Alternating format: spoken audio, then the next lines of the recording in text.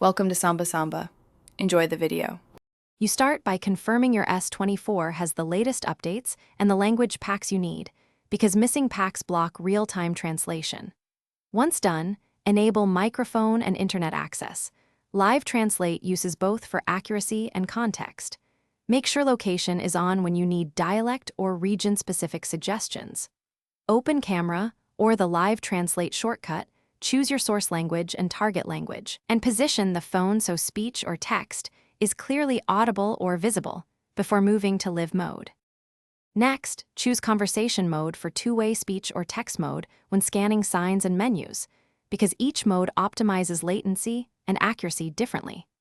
Then adjust microphone sensitivity and speaker volume so the S24 isolates voices in noisy settings. You can tap to highlight a speaker for better diarization. Use live captions for pre-recorded audio or the AR overlay in the viewfinder to translate printed text in real time. Make sure you allow the app to finish, save or export the transcript if you need a record, and review any phrases you want to correct. Tapping a phrase and editing it trains the app for better context later. Once done, close Live Translate to free resources and make sure your Bluetooth headset is routed correctly if you used one. If translation fails, restart the app, verify microphone and camera permissions in settings, toggle Bluetooth off and on, and reinstall language packs only if errors persist.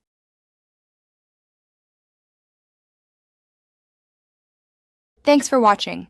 Consider subscribing if we helped you.